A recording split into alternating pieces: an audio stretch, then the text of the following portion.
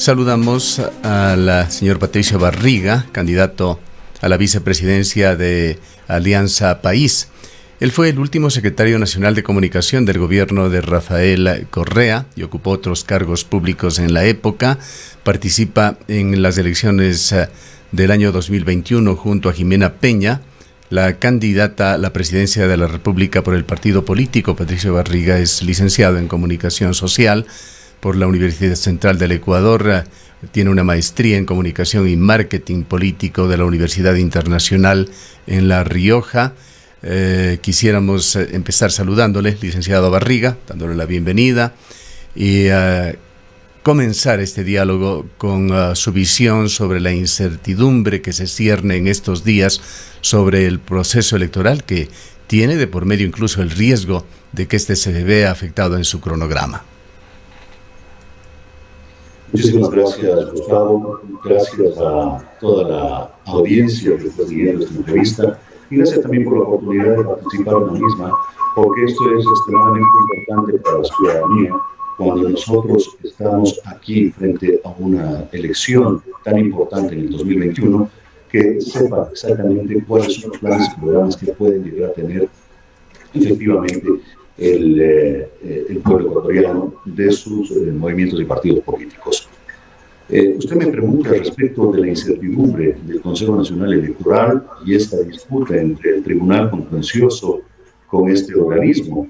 Y la verdad es que nos parece inaceptable que a esta altura de la situación, en donde prácticamente el tiempo avanza indeclinablemente, que nosotros no tengamos una certeza en relación a cuántos van a ser los candidatos que van a estar en la papeleta y si es que esto puede llegar a poner en riesgo estas dilaciones, el hecho de que la fecha de las elecciones y por supuesto lo que corresponde ya al calendario mismo pueda llegar a respetarse. Nos preocupa muchísimo esta situación, esperamos que esto pueda llegar a ser resuelto en el menor tiempo posible, pero yo creo que hay que corregir la situación en este momento cuando existen los recursos y, por supuesto, la ley, el Código de la Democracia y los análisis y las reflexiones que tienen cada una de las instituciones que puedan resolver en el menor tiempo posible. No podemos en este momento atentar, insisto, con el calendario electoral, porque esto sería atentar justamente contra la democracia. Entrando en materia política y lo que ustedes proponen como binomio conjuntamente con Jimena Peña, quisiéramos aclarar un poco el escenario, licenciado Barriga.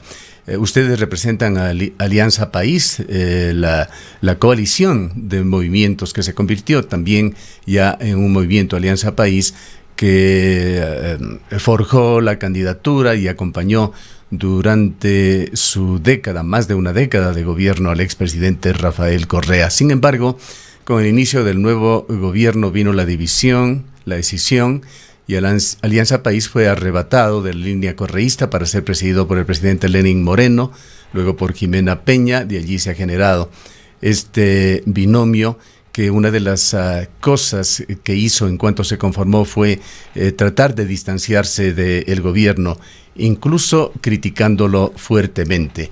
Entre otras cosas, ustedes han señalado estar convencidos de que deben reconstruir y volver a los orígenes de la organización política con principios y valores alejados de Lenín Moreno. Pero entre estos dos polos, podríamos decir, de lo que ha sido la Revolución Ciudadana, Lenín Moreno, Rafael Correa, ¿en dónde se encuentran ustedes? Mire, su pregunta es más compleja de lo que realmente puede llegar a parecer. El hecho de que la disputa entre dos, digamos, líderes que en algún momento participaron en Alianza País, esa disputa y esa ruptura, evidentemente, que ha conllevado el que se hayan distanciado mutuamente, no significa que nosotros como militancia y como movimiento y organización política hayamos abandonado, primero un proyecto basado sobre la base de principios y valores que nosotros estamos absolutamente conscientes y abanderándolos en representación de una militancia que sigue firme y que está absolutamente convencida en que en este país debe haber justicia social, en que debe haber igualdad de oportunidades, en que se debe respetar los derechos y defender esos derechos y libertades.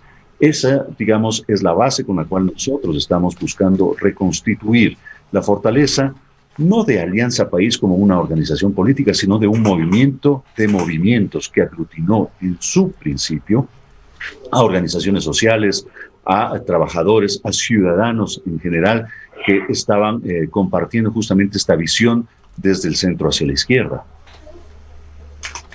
¿Y a cuáles de estas organizaciones estarían ustedes rescatando? Bueno, está claro, si es que se busca precisiones, de que el gobierno de Lenín Moreno llegó de la mano de Alianza País. Eso es verdad, es incontrastable. No obstante, no hemos participado en el gobierno y tampoco en las decisiones fundamentales de política pública. No ha habido una representación, y esto es, digamos, simplemente aludir a los hechos y no precisamente a los criterios o a las opiniones. No ha habido una representación de la organización de Alianza País en la toma de decisiones de lo que se ha llamado la Mesa Chica. Allí ha habido representaciones de otros movimientos y partidos políticos que inclusive de manera pública se han abanderado o han proclamado que uno de los mayores logros ha sido destruir a nuestra organización. Es decir, nosotros ganamos las elecciones, pero no estamos en el gobierno. Ganamos las elecciones, pero perdimos el gobierno. ¿Qué opina usted de UNES? ¿UNES a quién o a quiénes representa? Bueno, entiendo que la Unidad por la Esperanza, como se llama este movimiento que ha buscado participar en las elecciones, representa en alguna medida también una corriente, una tendencia progresista de izquierda.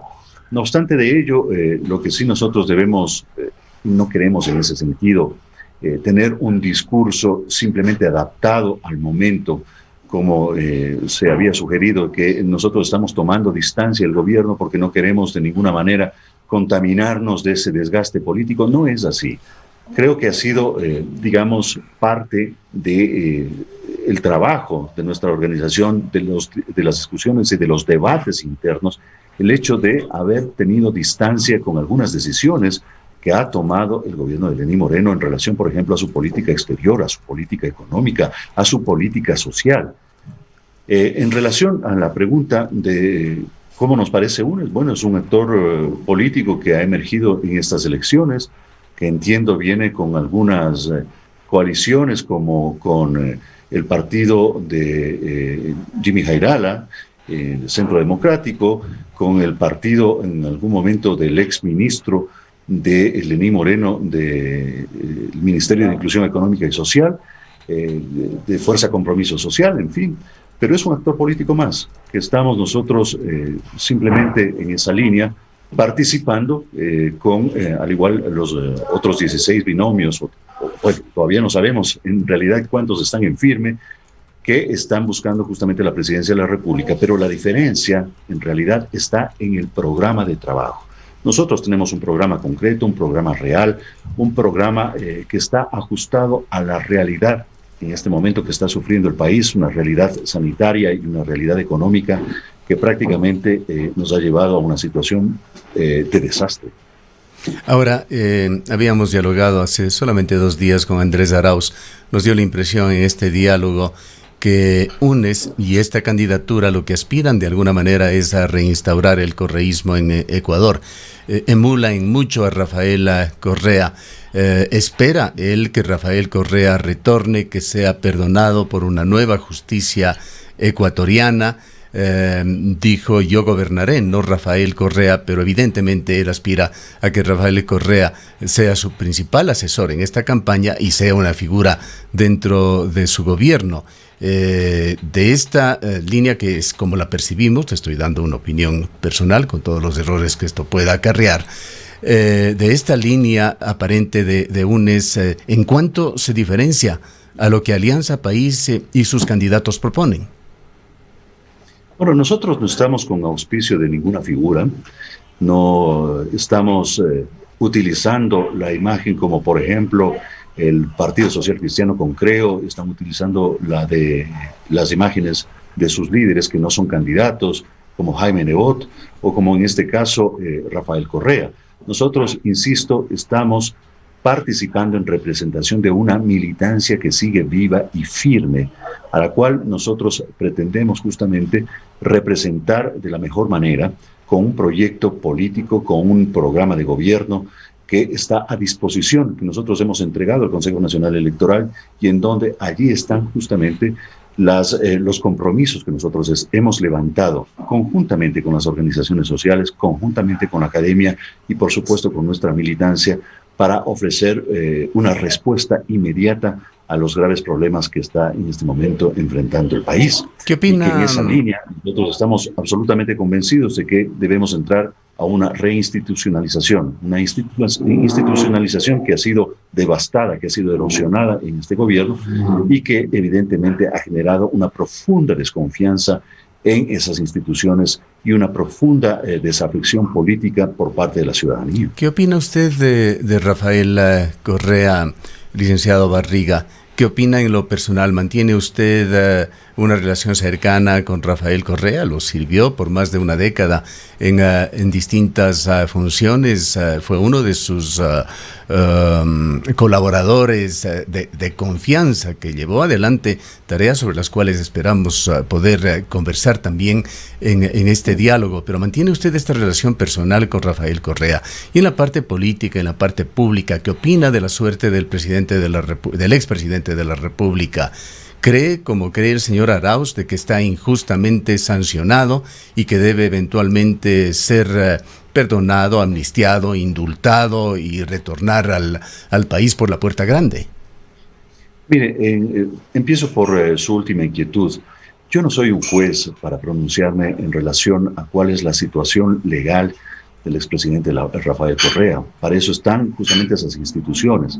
Que haya desconfianza o que haya una confianza en esas instituciones es otro de los temas.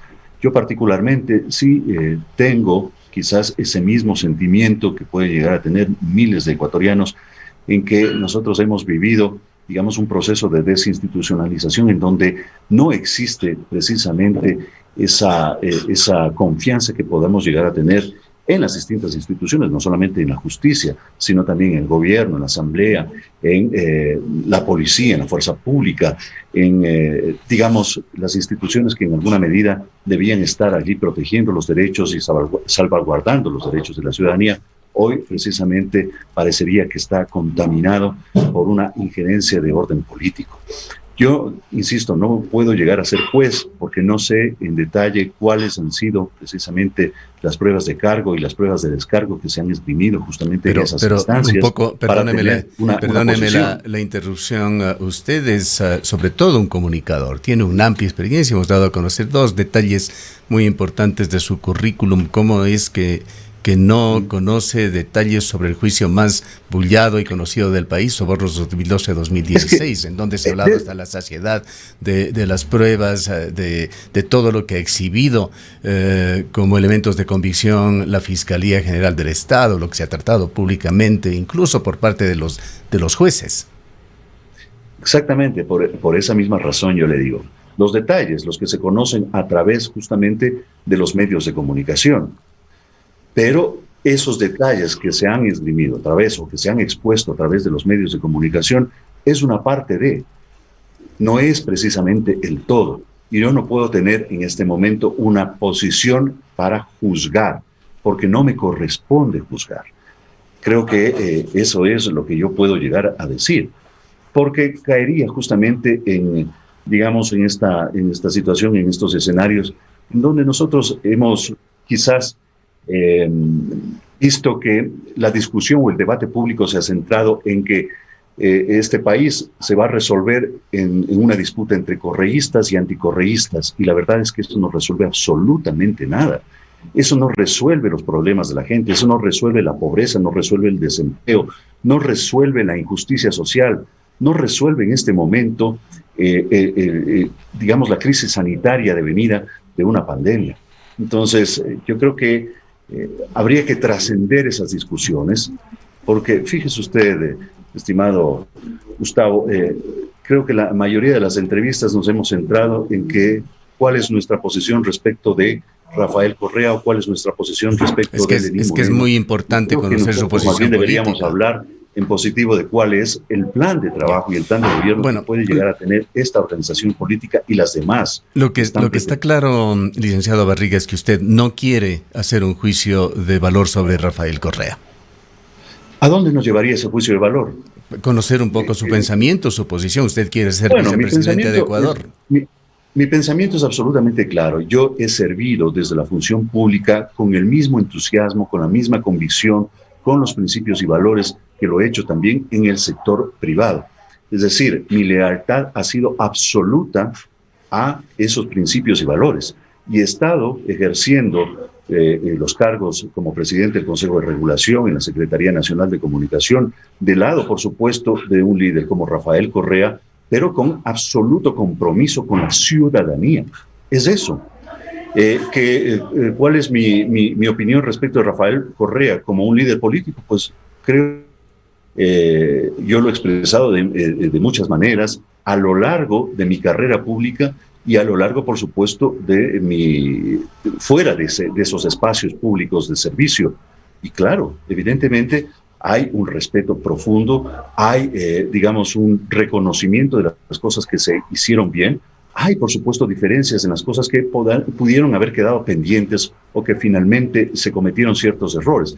Yo he sido, en ese sentido, efectivamente, una persona que ha señalado que posiblemente la Revolución Ciudadana en algún tramo, ya quizás en lo último, se quedó sin ciudadanos. Una revolución ciudadana sin ciudadanos en donde nos desconectamos con las organizaciones sociales, nos desconectamos con los trabajadores, con los distintos espacios justamente de diálogo, en donde nosotros vimos quizás al adversario político como un enemigo a vencer.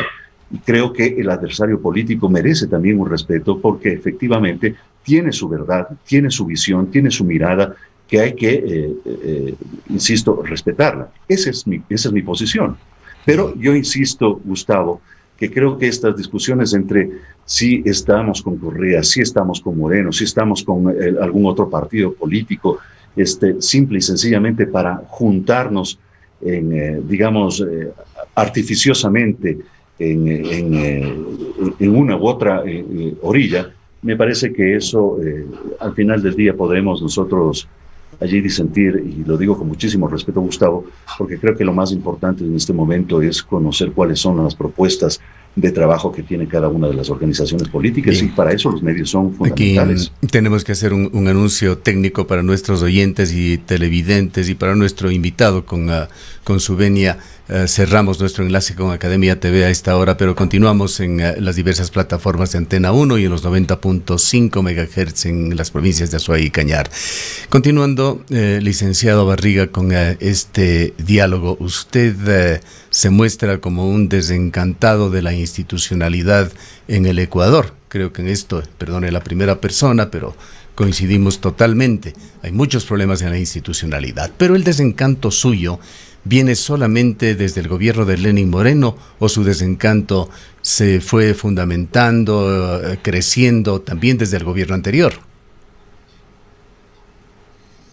A ver, yo creo que el tema de la desafección política no es un tema que nace en un gobierno y termina en otro. Y usted sabe perfectamente cuando inciden muchísimas cosas, cuando uno, por ejemplo, va a un servicio público y no encuentra la respuesta necesaria. Por ejemplo, en los hospitales públicos. Si bien es cierto, habíamos nosotros mejorado, y digo habíamos en el sentido de marcar este hito que usted está señalando entre el gobierno de Rafael Correa y el gobierno de Lenín Moreno, cuando la Revolución Ciudadana y este proyecto político estaba, me parece que hasta el 2017, 2018, que yo puedo reconocer algo positivo en el gobierno de Lenín Moreno, que era precisamente el de reconstituir el diálogo para, digamos, bajar los niveles de polarización social, y que eso hubo, digamos, al menos un intento con ciertos representantes de nuestra organización política en gabinete. Esto fue hasta el 2018. Cuando usted me dice que esta desafección política nace y muere un gobierno, no es así. Ya ha venido de manera permanente cuando eso le pregunta, ¿cómo se desarrolló más bien para llevarle al punto actual en el cual usted se expresa como lo hace de la institucionalidad en el país? Lo siento mucho, no le escuché bien. No, le decía que más bien era la pregunta en el sentido de cómo se fue forjando este concepto suyo de la institucionalidad en el tiempo y con qué experiencias. Entiendo perfectamente lo que usted señala y a dónde quiere llegar. Por supuesto, cuando entra Lenín Moreno, vemos que hay un proceso acelerado de desinstitucionalización, en donde prácticamente la agenda de trabajo ya no está en ese fortalecimiento institucional, sino más bien en el cambio hacia un nuevo modelo. Se ha dicho este mismo gobierno como un gobierno de transición, en donde la agenda de trabajo ha sido una agenda absolutamente extraña a lo que se había ofrecido en el 2017, en donde se había al menos establecido el compromiso fuerte de que el Estado iba a seguir garantizando los derechos de las personas, y estamos hablando de derechos como por ejemplo el de la salud, el de la educación, el derecho a la vida digna, los derechos laborales, y vemos que las decisiones más bien han ido en contra de ese proyecto político. Este programa de gobierno más bien se parece al de los adversarios políticos, al del CREO, al Partido Social Cristiano, que inclusive han tenido representaciones en el Ejecutivo desconcentrado en territorio de parte justamente de gente que estaba mucho más cercana a estos movimientos y partidos políticos. Si usted me dice que este proceso de desinstitucionalización evidentemente ha estado en este gobierno, en el de Lenín Moreno, en donde los servicios públicos se han venido deteriorando de manera acelerada. Es decir, ya no podemos nosotros en este momento confiar en que tengamos una atención de calidad en los hospitales, que usted sabe perfectamente que las escuelas unidocentes fueron reabiertas, menoscabando esta idea de que la educación debe ser un derecho, y un derecho que se debe alcanzar con todas las garantías y con calidad, con excelencia educativa. Y no precisamente las escuelas unidocentes nos ofrecen aquello. Que la resolución de esos problemas, por ejemplo, de acceso a la educación, no estaba precisamente en cerrar las escuelas del milenio y abrir las escuelas unidocentes, sino más bien resolver cómo a estos chicos, a las niñas, a los niños, a los adolescentes, se les procuraba justamente las facilidades para llegar a esos puntos, a las escuelas del milenio, me refiero, con transporte, para que les permita efectivamente el ejercicio pleno de su acceso a la educación. Entonces, si usted me pregunta, efectivamente esta desafección política se ha incrementado en el último tiempo, yo le digo que sí. Ahora, usted nos ha dicho, licenciado Barriga, que usted y Jimena Peña, la candidata a la presidencia de la República, no son responsables de las decisiones del gobierno de Lenín Moreno, marca distancias. Pero le pregunto, no guardamos un récord y tampoco podemos tener todos los temas en la memoria. ¿Usted no fue funcionario del gobierno de Lenín Moreno por una época significativa? Si no me equivoco, y esto por favor corríjame si no es así, ¿no estuvo usted en la fase final incluso de la superintendencia de comunicación? Y no fue Jimena Peña, esto sí es un hecho con absoluta certeza, una de las entusiastas asambleístas de Lenín Moreno, que le apoyó prácticamente en todo durante algunos años. Yo creo que, digamos, como militantes, sí, efectivamente teníamos una esperanza y ese entusiasmo que usted hace relación cuando empezó el gobierno, pero cuando empezó a mostrar, digamos, sus reales planes, evidentemente ya hay, digamos, un análisis interno, una reflexión interna en cada uno de nosotros respecto si estábamos caminando por donde habíamos prometido caminar. Y en mi caso específico, cuando usted señala que yo estuve en el último momento de la Supercom. Sí, esta es una duda que tenemos. No estuvo usted nunca en la Supercom. No, yo no estuve. Okay. En el Cordicom, sí, por supuesto, y lo tenemos muy claro, sí. Cordicom, exactamente, el Consejo de Regulación, estuve hasta el 2017. Y bajo la presidencia, digamos, un breve periodo de un mes, cuando estaba, mi compañera consejera, Tamara Merizalde, estuve un mes apenas trabajando como un asesor en el tema justamente de las reformas a la ley de comunicación, porque estaba absolutamente consciente que había que hacer ciertas modificaciones para que ésta sea mucho más precisa y mucho más efectiva en el desarrollo de los derechos desde esa institución. Entonces, Debo decirlo, estuve un mes, 2017, y le soy más preciso, de julio a agosto, en el Córdico. Hablábamos Pero no de con el gobierno de Moreno, porque el gobierno Moreno, el Consejo de Regulación es una institución autónoma. Hablábamos con usted sobre este desencanto de la institucionalidad que le tiene con esta concepción actual, pero usted no es el único desencanto que ha tenido, por lo menos así lo hemos entendido y concebido de acuerdo con sus propias declaraciones. Usted es un desencantado también de los medios de comunicación, o se desencantó por sus experiencias.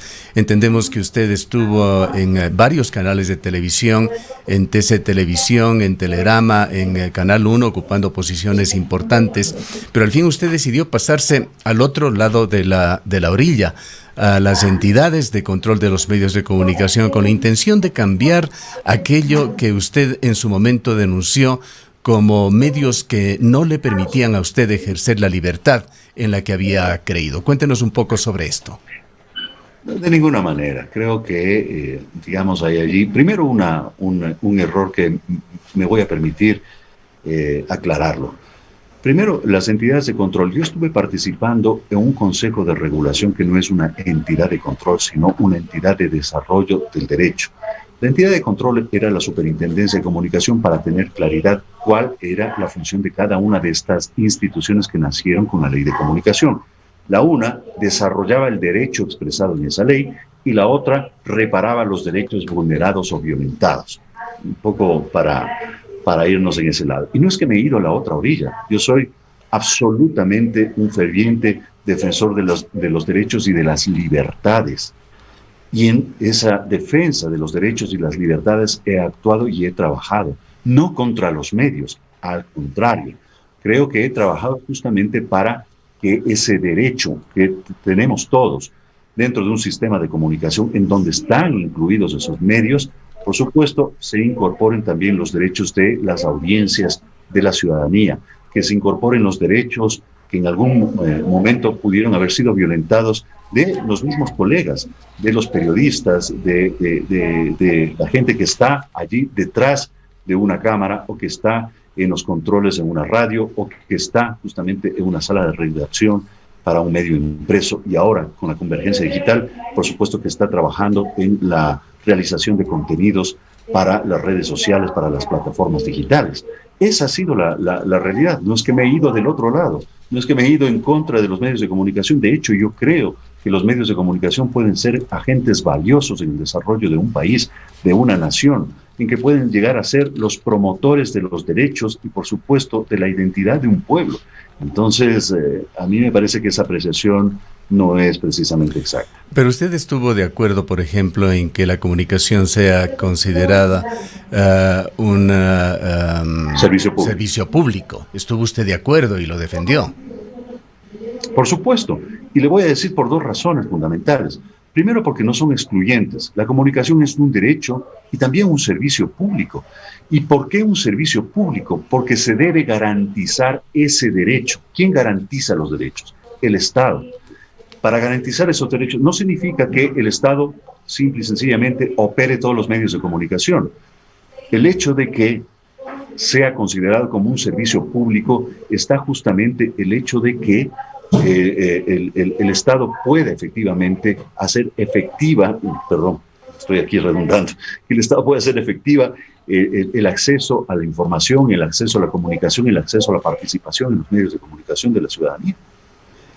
Pero eso no significa que el Estado tenga que estar allí controlando a los medios de comunicación, que el Estado prácticamente sea un Estado que esté definiendo la calidad de los contenidos. No, en función de justamente la garantía de esos derechos, que es otra cosa que el mismo pueblo ecuatoriano en 2011 decidió que haya un consejo de regulación justamente para ello. Pero exactamente eso es lo que hizo el gobierno de Rafael Correa, basado en conceptos como este de la comunicación como servicio público. Llevó las cosas mucho más allá, creó estos organismos de rectoría, de control de medios de comunicación, que lo que pretendían en definitiva era controlar a los medios de comunicación desde el Estado, tema que se dio en gran medida en el gobierno de Rafael Correa. Gustavo, ¿usted me podría decir cómo le controlaron a usted? Bueno, tuvimos 7 comparecencias ante la Superintendencia de Comunicación. ¿Pero por qué? ¿Por qué? No sé si es que por diversos motivos. En todos salimos bien librados, nos defendimos, jamás tuvimos una multa siquiera, pero nos desgastó enormemente, señor Barriga. Le doy otro tema. Por supuesto. Nosotros, como medios de comunicación, con una orientación y una programación, acudimos a Cordicom, a la entidad a la que usted dirigía, para, aplicando parte de lo que era la ley de la comunicación, del 1x1, solicitar que sea considerada como radio temática especializada, y se cambió la norma. Se cambió la norma y no se respetó esa norma, que para nosotros y para muchos expertos en derecho sobre todo era muy clara. Es decir, se hacían las cosas de una manera sumamente, le diría, unilateral, y aplicando autoridad totalmente vertical en el gobierno anterior, tanto en la Supercom como en la Cordicom. Bueno, yo creo que no tengo en realidad la constancia de que sus derechos hayan sido vulnerados. No obstante de ello, yo sí me reuní con todos los medios de comunicación justamente para resolver ciertos temas que estaban expresados en la ley de comunicación y que no había, digamos, en alguna medida espacio para que se pueda, digamos, definir con claridad. Había espacios para esa discrecionalidad y nosotros buscamos efectivamente de que no haya esos espacios para la discrecionalidad, para que no ocurra justamente lo que puede, y usted está señalando, estas multas que posiblemente nosotros hemos, digamos, abandonado una institucionalidad simplemente por la calidad de quien estaba operando, quien estaba al frente en ese entonces en la Superintendencia de Comunicación. Es decir, nosotros sacrificamos lo más por lo menos. Me parece que el tema del 1x1, están expresados allí el derecho de los artistas nacionales, de los productores, etcétera, etcétera, y era, digamos, un tema que iba a ir de manera progresiva, en donde el Estado podía efectivamente ayudar a que se hagan producciones nacionales, para que se hagan producciones y apoyos para nuestros talentos nacionales, y que efectivamente en los medios de comunicación se tenga el material suficiente para cumplir con esta obligación que había puesto la ley, de que por cada canción, por cada, canción, haya una que sea producida acá en el Ecuador. Eso no lo discutimos, insisto, y la validez de esto, licenciado Barriga, pero había excepciones en la ley también que pretendían preservar cierta calidad, cierta variedad en los medios de comunicación, como las radios temáticas especializadas, que no fue respetado. A eso me refería concretamente. El 1x1, bienvenido. Yo pregunto, y ejerció su papel para fomentar el arte nacional. Pero permítame, usted me había pedido ejemplos, darle Gustavo, otro ejemplo. Yo solamente le hago le quiero hacer una pregunta. Por favor. Respecto a los medios temáticos. Aunque no soy el entrevistado, pero por supuesto hágalo. No. Lo que pasa es que efectivamente usted tiene allí, digamos, una opinión diferente. Uh-huh. Pero, ¿qué pasaría si todas las radios que no querían no querían poner nuestro producto de nuestros artistas, las canciones de nuestros artistas, se declaraban como especializados o temáticos? Yo me voy a especializar en música de los 80, música de los 90. Es que no todas las radios siguen ese tipo de programación. Es un tema conceptual de comunicación que usted lo conoce perfectamente. Wow. Y lo que se hizo en definitiva es privilegiar servicios como Spotify, servicios internacionales en los cuales la gente escuchaba lo que quería escuchar. Los medios de comunicación nos vimos sumamente afectados, incluso en ratings, en aceptación de la audiencia, pero es un tema para otro momento quizá. Ojalá tengamos la oportunidad de conversarlo más a fondo, pero usted me había pedido otros ejemplos de cómo se impuso en el gobierno anterior, yéndose por encima de los derechos de los medios de comunicación. Personalmente, y nuevamente perdone la primera persona, con el secretario de Comunicación cuando dejaba, y a quien usted lo reemplazó, hoy prófugo, el señor Alvarado, le reclamamos aquí en la ciudad de Cuenca sobre el excesivo número de cadenas de radio y televisión. Llegamos a contabilizar, licenciado Barriga, aproximadamente 300 cadenas en un mes determinado, me parece que fue en el año 2017, y lo presentamos con pruebas, porque se empezó a considerar cadena la publicidad gubernamental, afectando a los derechos y afectando económicamente a los medios de comunicación. Campañas de todo tipo. Entendemos nosotros que hay la necesidad incluso de colaborar con la difusión de ciertos temas importantes del Estado ecuatoriano. Pero hubo un abuso sin nombre, 350 cadenas en un mes. Imagínese usted la calidad, cómo se bajó la calidad de comunicación de los medios. Y esto no varió mayormente cuando usted estuvo en la Secretaría de Comunicación. Bueno, usted maneja cifras. Yo quisiera saber cuáles son las cifras en mi gestión. Y yo quisiera saber si es que usted tiene también... Me encantaría contar con toda la estadística, pero requeriría tener una computadora en la mente, señor Barriga. Yo tenía una pero fue muy duro, extremadamente duro para los medios de comunicación trabajar durante el gobierno. Le pongo un último ejemplo. Todavía... Esto no tiene nada que ver con usted, pero sí con entidades del Estado. Todavía deben a los medios de comunicación más de 25 millones por campañas electorales que el sistema nos obligó de alguna manera a hacerlo, que no hemos podido cobrar.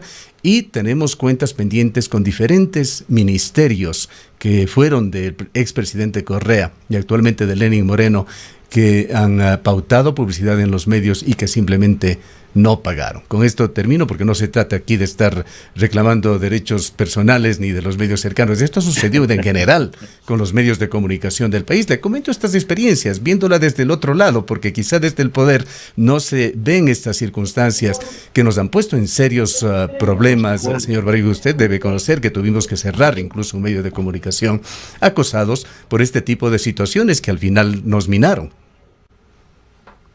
Bueno, ya le digo, creo que este espacio pudo haber sido mejor aprovechado, pero de todas maneras yo le puedo responder que esas deudas, primero que yo no soy la persona indicada para decidir si se paga o no se paga. Entiendo que se ha pagado a las agencias y no sé si es que estas han podido cumplir también con los medios de comunicación. Le digo esto porque en mi caso específico, que yo puedo responder de mi gestión, cuando estuve en el Consejo de Regulación, yo había pagado puntualmente a la agencia de publicidad que había hecho, digamos, una pauta muy corta respecto de la promoción de los derechos a la comunicación.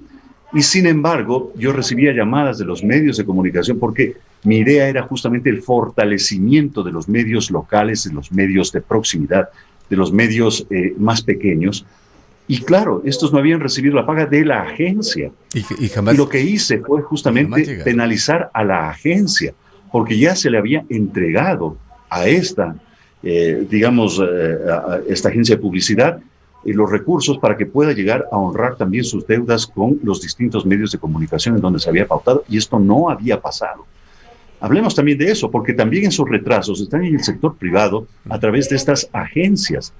Y usted lo sabe perfectamente que cuando usted pone publicidad del sector privado, le están diciendo, le voy a pagar en 1, 2, 3 meses. Y quizás ahora, con la circunstancia de la pandemia, seguramente todavía tiene deudas pendientes allí por cobrar. Ya, hemos entrado en esto, dicho sea de paso, señor, porque usted me ha pedido, denos ejemplos, y he tenido que darle ejemplos de cómo los medios de comunicación fuimos presionados. Es que todavía están allí cuentas, imagínese usted, del Ministerio de Educación, del Servicio de Rentas Internas de Promoción que hicieron en los medios de comunicación, no solamente en los que tenemos relación, en los medios de comunicación en general del país, que jamás pagaron.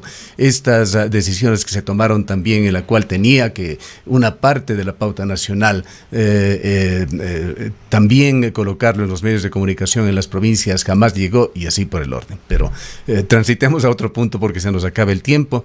Vamos a privilegiar aquí absolutamente sus planes de gobierno, porque no quisiera que se quede usted con la sensación que no le hemos dejado hablar. Cuéntenos de qué es lo que esperan usted y Jimena Peña hacer si son elegidos por el pueblo ecuatoriano. Bueno, nosotros tenemos un plan de gobierno que pretende actuar en emergencia, porque estamos viviendo una situación atípica. Quizás esto, quienes han estado estudiando con mayor profundidad el tema económico, social, cómo estamos nuevamente migrando de gente que había salido de la pobreza, nuevamente vuelven a esos escenarios de extrema pobreza, y cómo es que ahora mismo el desempleo ha ido decreciendo de manera acelerada. Y esto no solamente en Ecuador, en el mundo entero. En la región se habla de que habrá al menos la mitad de la población económica activa en el desempleo. Y por tanto deben haber soluciones que en ese sentido puedan dar una respuesta inmediata, una respuesta urgente a esta situación. Nosotros hemos basado en 4 productos fundamentales dentro de nuestro plan de gobierno, que es mucho más amplio, por supuesto, que está entregado al Consejo Nacional Electoral, para resolver la crisis económica y sanitaria. Primero, que tiene que haber una renta emergente, una renta básica emergente para un determinado número de personas en situación de vulnerabilidad, de gente que ha perdido el empleo en la pandemia. Estamos hablando de aproximadamente 1 millón de personas y estamos pensando que podría ser 400 o menos para ampliar la cobertura, sí, que permita denos detalles, por favor, denos detalles, por favor, de este proyecto para poder contrastarlo y diferenciarlo de otros similares que presenta Yacu Pérez, por ejemplo, o que presenta también el señor Arauz. ¿Cómo sería el plan de ustedes sobre esta renta universal? Primero, no es una renta básica universal, aunque este tema no es que nace, digamos, de las entrañas del socialismo del siglo XXI, el comunismo, como ya empiezan a contaminar esos debates. Esto ya se está discutiendo desde hace 20 años en Europa y que va a permitir darle dignidad en un sistema capitalista a la gente, que puede llegar a igualar las oportunidades a la gente dentro de un sistema capitalista. Esa es la realidad. Primero, no estamos hablando de una renta básica universal porque creemos que en este momento las condiciones económicas no podrían llegar a soportar que este sea para todos, como están diciendo algunos de los candidatos. Sabemos perfectamente que esto debe ser temporal mientras dure la masificación de la vacuna del COVID, y esto podrá tomar unos 6, 7 meses. Estamos hablando de que ya de las primeras informaciones hablan de que a Ecuador llegaría en marzo del 2021 y que podría tardar esta masificación de la vacuna, esta inmunidad para todos, alrededor de unos 6 meses, un semestre, al menos. Pero podría, por favor, ser específico en cuánto sería esta renta. ¿Para cuántos? ¿Qué tan universal o qué tan focalizada? Le estaba diciendo ¿Qué valor individual, qué valor individual tendría y qué valor global? ¿Cuánto es el dinero que se invertiría desde el Estado en esto? Que estamos hablando de una renta básica, estamos hablando de $400 para 1 millón de personas. Son 400 millones de dólares proyectados, ojalá en el menor tiempo posible. Es decir, 400 millones mensuales. 400 millones mensuales, exactamente, así es. Ojalá en el menor tiempo posible. Insisto en que haya ya la cobertura total de la vacuna, de la inmunidad de nuestra población, para que evidentemente ya la economía pueda recuperar cierto nivel de normalidad. A eso estamos nosotros refiriéndonos, que podría ser, ¿cuánto? 4, 5, 6 meses, que podrían ser 2.400 millones de dólares. ¿De dónde se va a financiar? En este momento hay exenciones de impuesto a la renta para 35 sectores que habían comprometido, digamos, para estas exenciones, la creación de plazas de trabajo, la creación de empleo, etcétera, y que representan alrededor de 4.000 millones de dólares solamente allí. La posibilidad de que se utilicen los instrumentos que tiene en este momento el Banco Central contra las reservas monetarias que contabilizan 5.000 millones de dólares.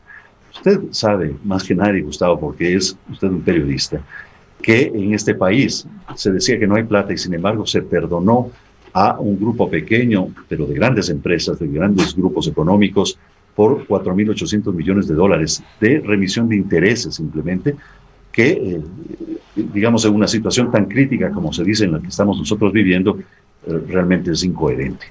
Hemos visto que hoy mismo, cuando se estaba anunciando que entre el 2018 y 2019 había un crecimiento del 2% de las recaudaciones tributarias, esas no fueron precisamente a los sectores sociales, no fueron a pagar a los médicos o a implementar debidamente los hospitales, sino fueron a pagar la deuda externa. Y un poco lo que quiero decirle en este momento es que esto se define sobre prioridades. En esa línea, bueno, sabemos entonces que las prioridades han estado en otro lado, en fortalecer a un sistema a un sector financiero, en fortalecer a los grandes grupos económicos en detrimento justamente de las pequeñas y medianas empresas que hoy mismo la están pasando muy mal y que nosotros queremos, insisto, actuar en emergencia para darles este impulso económico, porque usted sabe también perfectamente que si no hay en este momento dinero para consumir, esto es un círculo vicioso. La gente que ha salido, que ha perdido su empleo, ya no tiene entonces cómo ir a la tienda. El de la tienda ya no tiene cómo vender. Como ya no tiene cómo vender, ya no pide a sus proveedores, ya no hay demanda, por supuesto se deja de producir. Hay que romper ese círculo vicioso. Ya. Un comentario, igualmente. Tampoco somos economistas, pero entendemos simplemente por sentido común el alcance de su propuesta. Tendría que decir el licenciado Barriga que, de acuerdo con expertos en Ecuador, no podría tomar menos de un año la aplicación de la vacuna. Usted conoce los datos concretos del gobierno de Lenín Moreno, que habla de la aplicación de 50,000 vacunas durante el primer trimestre, esto es para 25,000 personas. A ese ritmo, quién sabe cuánto tiempo, habría que calcularlo, tomaría Ecuador, pero hay expertos que dicen incluso que el año 2021 va a ser tan parecido al 2020 y que habrá que seguir cuidándose con lavado de manos y mascarilla. La vacuna puede tomar muchísimo más tiempo para aplicarse en Ecuador. Digamos que se tome un año, estamos hablando de su proyecto de unos 4,000 millones de dólares, que sería prácticamente toda la reserva que señala usted tiene el gobierno ecuatoriano. Ahora, esta reserva también, de acuerdo, citando más bien el criterio de analistas, al momento para Ecuador es prácticamente el dinero de los depositantes. Esa es la reserva con la que se juega en términos de economía, es decir, que estaríamos usando el dinero de los depositantes para dar esa renta universal o no, como se la vaya a llamar. Permítame nada más terminar la pregunta y le escuchamos.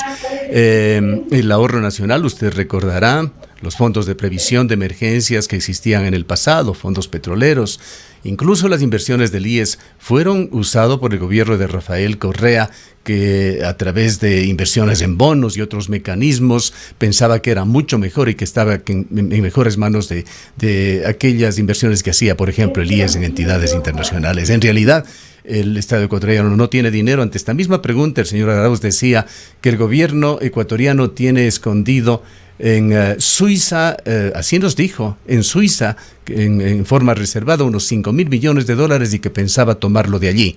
Él va a tomar de Suiza, usted de la reserva, o ustedes como binomio de la reserva ecuatoriana, estos 4,000 millones de dólares, que podría ser la cifra en un año, 4,000 y algo más. Le escuchamos. Yo he hablado de una mixtura de decisiones, que precisamente es exclusivamente la reserva. Estaba hablando de, digamos, una reingeniería tributaria, que podamos hacer mucho más eficiente la recaudación tributaria, ha sido uno de los pilares. Otros, que podemos utilizar los instrumentos que tiene el Banco Central para hacer, digamos, estos cruces contables que nos va a permitir darle ese impulso. Otro ha sido efectivamente el que nosotros revisemos cuáles han sido esas políticas tributarias en donde se ha perdonado a los grandes grupos económicos, cuando sabemos perfectamente que en las pequeñas y medianas empresas, para ellos no hay tiempo, no hay perdones, no hay remisiones en absolutamente de nada. A eso me refiero. No es exclusivamente una única fuente, es un conjunto de acciones que nos van a permitir efectivamente lograr este propósito.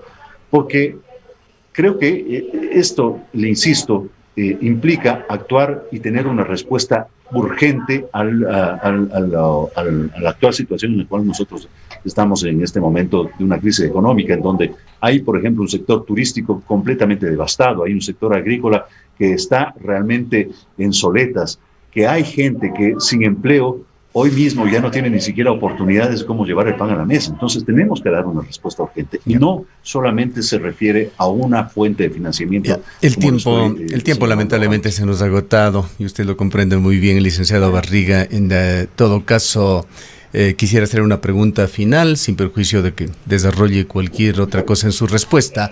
En términos de libertad de expresión, ¿a qué se compromete usted en su eventual gobierno? Como siempre me he comprometido, Gustavo, a respetar y defender los derechos y las libertades.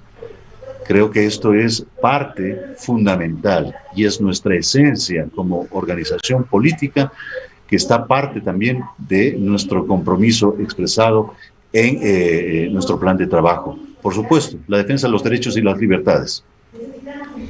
Bien, queremos agradecerle mucho. Tendremos la oportunidad también eventualmente de entrevistar a su candidata a la presidencia de la República, Jimena Peña, quien espero que le pase esta invitación. Será bienvenida en su momento. Han escuchado al licenciado Patricio Barriga, candidato a la vicepresidencia de la República por Alianza País, en binomio con Jimena.